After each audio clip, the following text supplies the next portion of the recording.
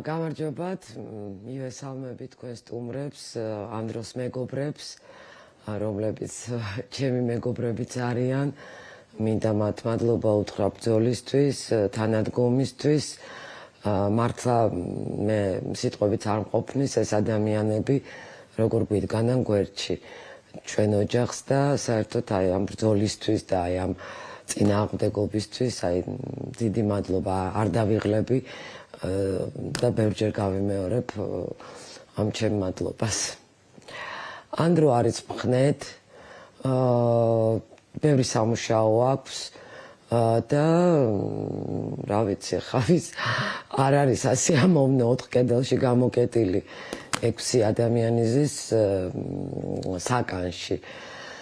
ძალიან კარგი ბიჭები არიან, ამას სულ აღნიშნავს, ძალიან მეგობრობენ და რა ვიცი, თავის საქმეს აკეთებს, ცდილობს ყოველ შემთხვევაში, რომ რაღაც თავის რუტინა შეიქმნა და მართლაც ბევრი სამუშაო აქვს და ამას ახერხებს. კანტოლიკა, თქვენ როგორ ხართ თავად, როგორ ხართ მშობლების ადამიანები?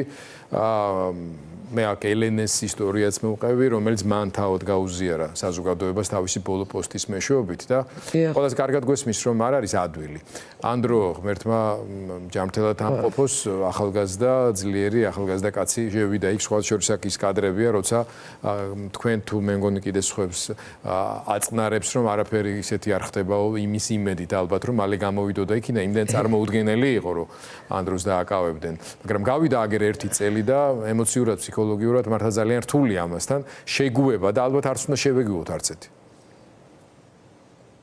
არც ერთი წუთი არ შევგუებები ვარ ამას. ეს დღეს ერთი წელი გახდა, რაც ანდრო წაიყვანეს სახლიდან, მაგრამ ეს დღე ის ყველა დღე ჩემთვის არის გაუსაძლისი, რა თქმა უნდა. შინაგანად ეს არის უმძიმესი. პლუს კიდე დაემატა ჩემი დიშვილი, ანუ ოჯახში ყავს 2 პატიმარი, ელენეც ჩემი გაზრდილია და ამიტომ უკვე არ ვიცი, რომელზე ვიფიქრო, რომელზე ვიდარდო, როგორ სრულად გაუსაძლისია, მაგრამ უნდა ვიბრძოლოთ, სხვა გზა არ არის და ელენეს შემთხვევაში მე თავიდანვეც ვამბობდი, რომ ელენეს ვერ დაუსვეს დიაგნოზი, თურქეთში მკურნალობდა და იქ ტოქსიკოლოგებმა უთხრეს, რომ რამე ქიმიურ ნივთიერებასთან ხომ არ ქონდა შეხება, ანუ ხო არ მოგწამლეს, პირდაპირ ესე უთხრეს, ხომ არ მოგწამლეს. მაგრამ ვინ ჩვენ მაშინ რას წარმოვიდგენდით, რომ აი ამ დარბევების, ამ ცემატყების, აი ფაქტობრივად ხალხს კლავდნენ, უბრალოდ არ მოკვდა არავინ, თორე ტრიპანაციები და თვალები დაკარგეს და რა ვიცი, როგორ რა წამება გაიარა ამ ხალხმა, მაგრამ იმას როგორ წარმოვიდგენდით, რომ კიდე ქიმიურ ნივთიერებას გაუშვებდნენ, ეს არის ფაქტი, მაგაში 2 აზრი არის და ეჭვიც არ მეპარება, რომ რაღაც ისეთი გაუშვეს, რამაც დააზიანა ეს ხალხი. ძიმე მდგომარეობა, აი, რო ვერ წარმოვიდგენდი, სადამდე მივიდოდნენ.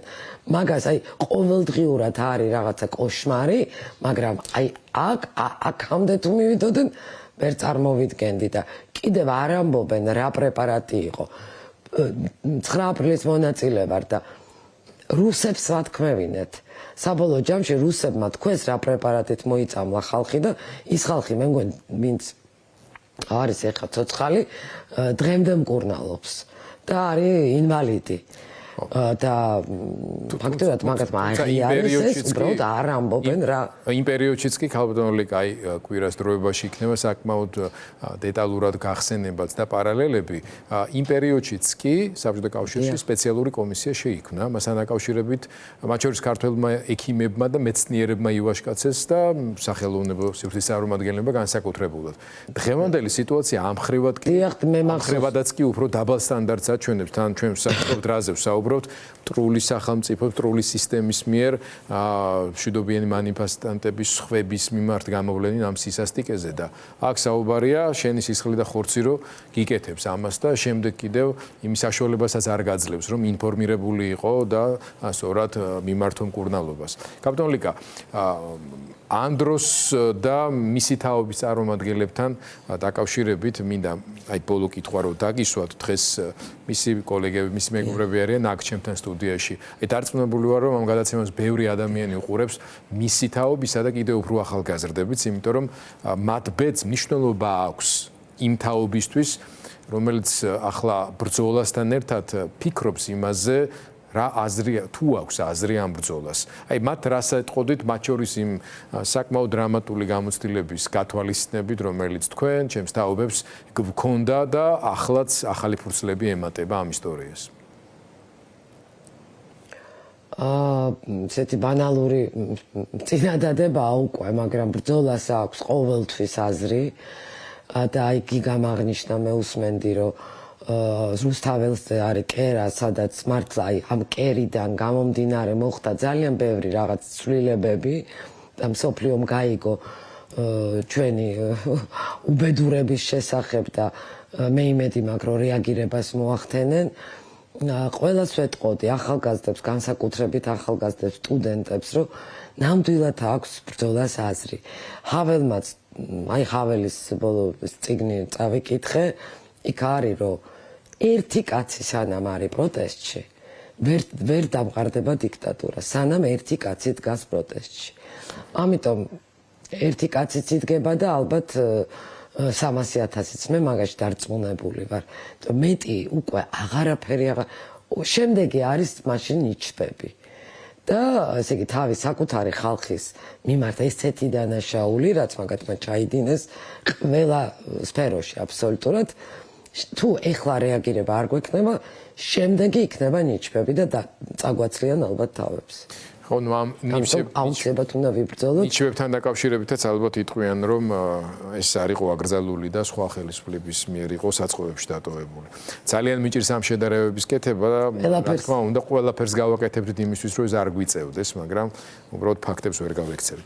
ქალბატონ ლიკა, მიჭირს კიდეც, რომ მხნეობა გისურვოთ, იმიტომ რომ პირიქით თქვენგან, სხვა დედებისგან, მშობლებისგან ჩვენ აქეთ ვიღებთ აი ამ ენერგიას და მაგალითს მხნეობის სიძლიერის და მინდა გისურვოთ რომ ამ ბრძოლას საერთოს რაც შეიძლება მალე მოყვე შედეგი და ანდრო ვიხილოთ თავისუფლებაზე თავისუფლებისთვის მებრძოლი დიდი მადლობა სხვებთან ერთად დიდი მადლობა და მე მინდა ვთქვა რომ დედები ვარ ძალიან მაგრად მიუხედავად იმისა რომ რა თქმა უნდა ძალიან გვიჭირს და ეს სადღაც შიგნით არის მაგრამ ბრძოლის უნარიანები ვართ ბევრნი ვართ ერთად ვართ და ვიბრძოლებთ ბოლომდე.